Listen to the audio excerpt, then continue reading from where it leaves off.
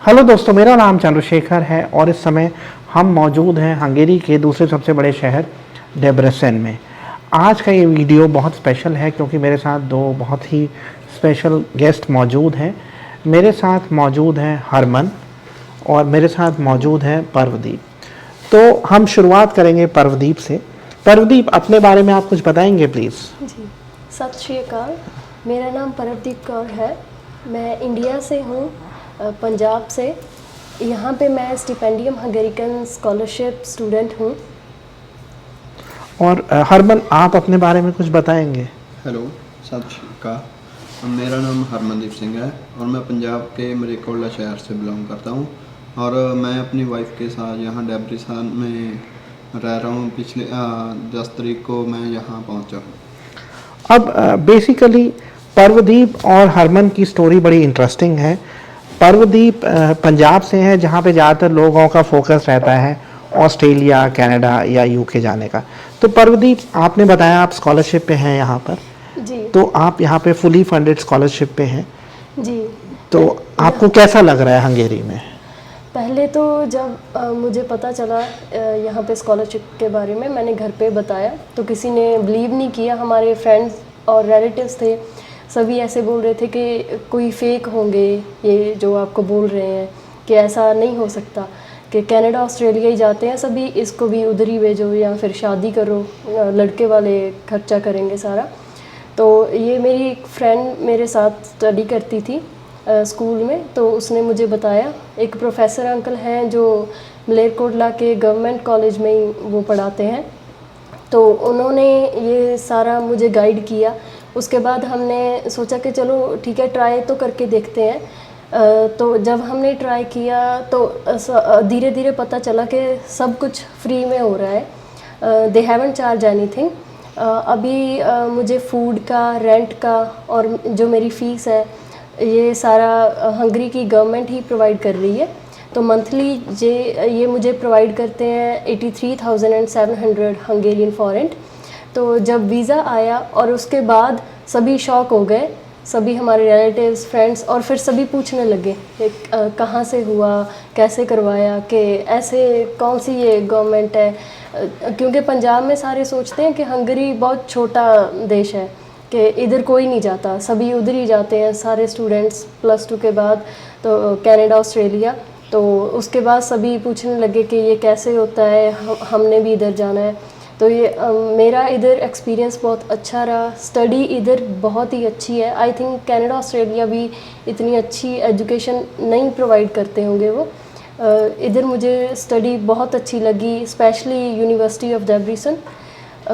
they are so good, the teachers are very intelligent and they teach very well. Okay, अब देखिए यहाँ पे हरमन मेरे साथ मौजूद हैं। बेसिकली यहाँ पे मैं बता देता हूँ, पर्वदीप ने मुझे अप्रोच किया। एक हमारे दोस्त हैं यूनिवर्सिटी ऑफ डेब्रेसेन में, वो मतलब डॉक्टरल कैंडिडेट हैं, यानी पीएचडी कर रहे हैं, अयाज। मैं उनको अगले कुछ दिनों में इंटरव्यू करूँगा। तो पर्वदीप ने मुझे अयाज के थ्रू अप्रोच किया क्योंकि उनके हस्बैंड हरमन को यहाँ पे आना था फैमिली रियूनिफिकेशन पे, और हमने हरमन का फैमिली रियूनिफिकेशन वीज़ा प्रोसेस करवाया। मेरे लिए बड़ा चैलेंजिंग था क्योंकि हरमन पंजाब से हैं।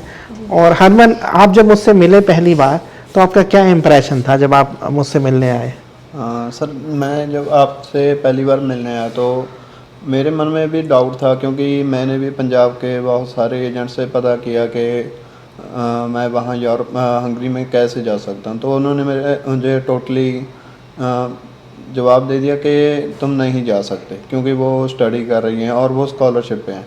लेकिन जब मैं आपके पास आया तो पहले तो मुझे लगा कि चलो कोई नहीं, एक बार देख लेते हैं ट्राई करके। फिर बाद में जब आपने मुझे बहुत अच्छी तरह से समझाया, और फर्स्ट ऑफ ऑल ये अगर आपने बहुत अच्छी तरह समझाया कि मैं आपके कोई भी ओरिजिनल डॉक्यूमेंट नहीं लूँगा, क्योंकि पंजाब में जो भी, जहाँ से भी हम अप्लाई करते हैं कोई भी एजेंट्स के पास, वो सारे हमारे टोटल डॉक्यूमेंट्स ओरिजिनल वाले ही लेते हैं। और इससे मुझे और भी डाउट निकल गया कि आपने मेरे सारे डॉक्यूमेंट वापस कर दिए मुझे। तो बेसिकली हम यहाँ पे बात कर रहे थे हरमन ने बोला कि मैंने कोई ओरिजिनल डॉक्यूमेंट्स इनके नहीं रखे, तो आप मुझे बता रही थी जब हम लंच कर रहे थे, जी तो आपके वहाँ पे घर वालों ने क्या बोला, मतलब दिल्ली के एजेंट आप कुछ बता रहे थे मुझे। जी, जब हमने उधर बताया सभी को, पंजाब में सब ने पूछा कि कहाँ से अप्लाई करवा रहे हो, तो हमने बोला कि दिल्ली से हैं एजेंट। सब ने बोला कि दिल्ली के एजेंट तो बड़े फ्रॉड होते हैं कि आपका पासपोर्ट रख लेंगे और उसके बाद आपसे पैसे मांगते रहेंगे, तो आपका पासपोर्ट भी नहीं देंगे वो, कि आप कहीं फंस मत जाना। तो जब उसके बाद हमने बताया कि हमारी फ़ाइल प्रोसेसिंग में है और उन्होंने हमारा एक भी ओरिजिनल डॉक्यूमेंट अपने पास नहीं रखा, तो आपने पासपोर्ट भी हमें दे दिया था। तो आपने बोला कि अब मैं ट्रैवल कर रहा हूँ हंगरी, तो मैं आपको सब फ़ोन पे ही बताऊंगा जो जो नेक्स्ट प्रोसेस होगा। तो जब हमने बताया सभी बहुत हैरान थे कि अच्छा ऐसे भी एजेंट होते हैं, can you believe he is very genuine agent. हमने आज तक ऐसा एजेंट नहीं देखा कभी, क्योंकि पंजाब में हम काफ़ी एजेंट से मिले, हमने ट्राई भी किया था ऑस्ट्रेलिया का, लेकिन जो आपने गाइड किया शायद वो कोई और एजेंट नहीं कर सकता।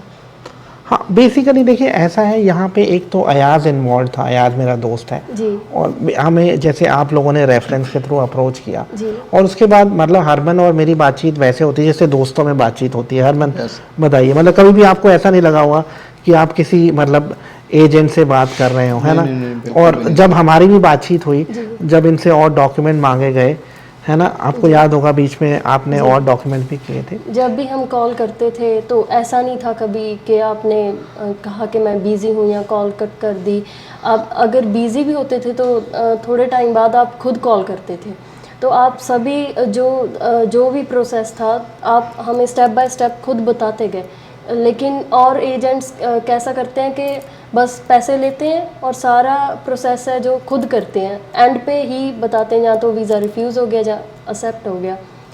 तो जो आप बता रहे हो कि आज़ भाई हैं, हम उन्होंने हमें आपका कांटेक्ट दिया। तो जब हमने बात की, हमें आप पे इतना ट्रस्ट हो गया था कि एक तो एयाज भाई पे ट्रस्ट था, दूसरा आप पे कि आपको शायद याद होगा कि जो हमने पहला वो ट्रांसफ़र किया था आपको, वो फ़ोन के थ्रू ही कर दिया था, बाद में हम मिले। आपका जो भी हम वीडियोस देखते रहते थे और आपकी बातचीत से हमें बिलीव हो गया था कि हाँ कुछ तो बात है कि हम ट्रस्ट कर सकते हैं। और देखिए यहाँ पे मेरे लिए भी बड़ी हैरानी की बात थी, क्योंकि हंगरी में स्टूडेंट पे स्पाउस मैं पहली बार कर रहा था। जो लोग काम कर रहे हैं उन पे स्पाउस वीज़ा किया, और अच्छी चीज़ यहाँ पे ये है, मुझे लगा कि जो हंगरी का स्पाउस वीज़ा का प्रोसेस है वो शायद और कंट्रीज से ज़्यादा आसान है। क्यों, आपका क्या फीडबैक है? आपके जो दोस्त हैं और जगहों में पढ़ रहे हैं उनको स्पाउस वीज़ा आराम से मिला? जी नहीं, सभी हम मतलब कि हर चीज़ पे ना हम हैरान ही हुए। हमारा इतना अच्छा एक्सपीरियंस रहा यहाँ हंगरी में।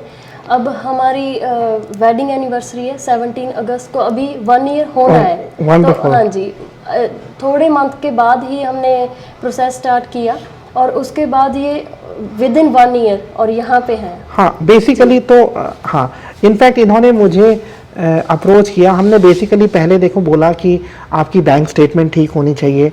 मैंने इनको बोला कि हम कोई भी नकली डॉक्यूमेंट नहीं यूज़ करेंगे, लेकिन हमें फिनेंसेस ऐसे दिखाना है, ये लिखना है। तो मुझे बड़ी खुशी है, मतलब आई एम वेरी हैप्पी कि हरमन यहाँ पे आ पाए फैमिली रीयूनिफिकेशन वीज़ा पे।